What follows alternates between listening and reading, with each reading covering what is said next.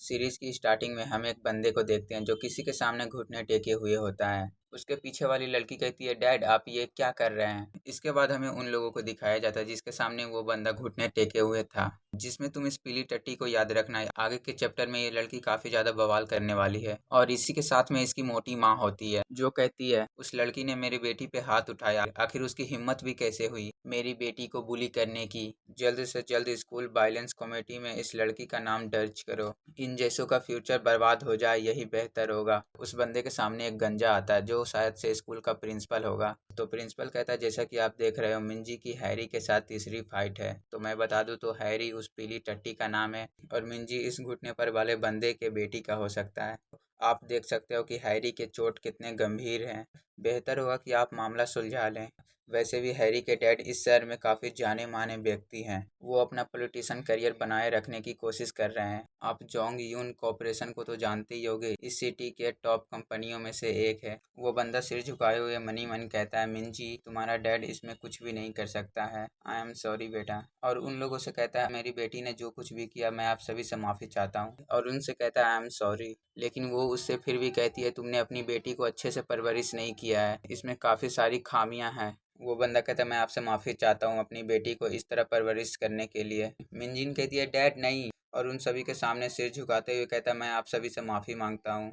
इसके बाद वो दोनों स्कूल से बाहर आ जाते हैं। मिंजी के डैड उससे कहते हैं, आई एम सॉरी बेटा। मिंजी कहती है, हाँ ठीक है, क्या हम कुछ खाने चलें। मिंजी कहती है, नहीं, मुझे आपके खाने से नफरत है, मुझे अपने स्कूल से भी नफरत है और आपसे भी नफरत है। डैड आप इतने वीक क्यों हो। आप क्या हो डैड, एक छोटे से कंपनी के सिर्फ वर्कर। मेरे स्कूल के बाकी सभी के डैड या तो पॉलिटिशियन है या तो किसी कंपनी के सीईओ जिनके पास पावर और मनी दोनों है। आपके साथ क्या गलत है, आप सिर्फ एक एम्प्लॉय क्यों हैं। यह कहते हुए बहुत रो रही होती है। उसका डैड चुपचाप उसे देख रहा होता है। फिर मिंजिन रोते हुए ही कह रही होती है, डैड आपने मुझे जन्म क्यों दिया। अगर आपके पास कोई मनी या पावर नहीं था तो आपको मुझे इस दुनिया में लाना ही नहीं चाहिए था। उसके डैड उससे बोलते हैं, मिंजिन रुक जाओ। फिर मिंजिन उनसे कहती है, मुझे कुछ देर अकेला छोड़ दो, मैं आपसे बाद में मिलूंगी। अगर आप मेरे पीछे आते हो तो मैं सचमुच आपसे गुस्सा हो जाऊंगी। मिंजी का डैड उसे जाते हुए सिर्फ देखता रहता है। शायद से मुझे उसे कुछ देर अकेला छोड़ देना चाहिए।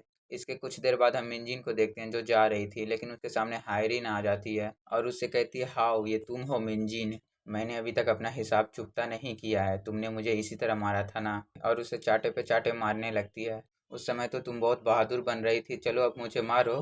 अब मारो भी, नहीं मारोगी क्या। तो वो भी कहाँ रुकने वाली थी, उसके बालों को पकड़ती है और उसे भी चाटे पे चाटे देने लगती है। फिर इन दोनों में इसी तरह फाइट चल रही होती कि उन्हें देखते हुए बाकी बंदे कह रहे होते हैं, हो ये दोनों किस तरह लड़ रहे हैं, इन्हें देखना सचमुच मज़ेदार है। यह कहते हुए सारे लोग हंस रहे होते हैं। तभी कोई बंदा मिंजिन के ऊपर लात मारता है जिससे कि मिंजिन दूर जाकर गिरती है। वो बंदा कहता है, मैंने सोचा था कि मैं किसी भी लड़की को नहीं मारूंगा, लेकिन तुम कुतिया, तुम्हारी हिम्मत कैसे हुई मेरी लड़की को हाथ लगाने की। हमें उस बंदे को दिखाया जाता है जो कि एक मोटा सुगर होता है। उसका नाम सियोंग मिनो होता है और ये मोटा सुगर उस पीली टट्टी का बॉयफ्रेंड होता है। फिर हायरिन उस मोटे सुगर से कहती है, ओप्पा उसे बिल्कुल भी मत छोड़ना, उसे मार डालो। तो वो मोटा सुगर धीरे धीरे मिंजिन के नज़दीक जा रहा होता है। मिंजिन उनसे कहती है, तुम सब सिर्फ मुझे पकड़ने के लिए इतने सारे लोगों को लेकर आ गए, तुम सब सचमुच बचकाने हो। तो ये सुनकर मोटा बिल्कुल सीरियस हो जाता है और उसके बालों को पकड़ते हुए कहता है, तुम कुतिया ने अभी क्या कहा। और यह कहते हुए मिंजिन को मारने लगता है। उसके गुस्से को देखकर उसके बंदे भी घबराने लगते हैं। एक बंदा उसे मारता देख घबराते हुए कह रहा होता है, क्या हमें उसे रोकना चाहिए। तो दूसरा बंदा कहता है, वो अभी इस समय काफी गुस्से में है, वो लड़की तो आज बचने वाली नहीं।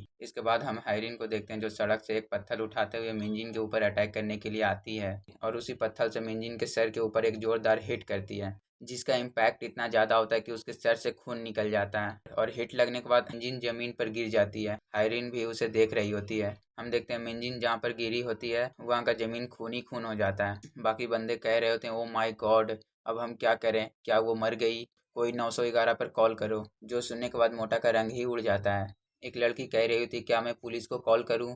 तो वो मोटा उसके मुंह को बंद करते हुए कहता है, रुक जाओ, कुछ मत करो, इस टाइम तुम सब भी मेरे साथ हो। तो अगर पुलिस मुझे पकड़ती है तो मैं उन्हें सब कुछ बता दूंगा कि तुम सब भी मेरे साथ थे। जो सुनने के बाद उन सब की भी फट जाती है।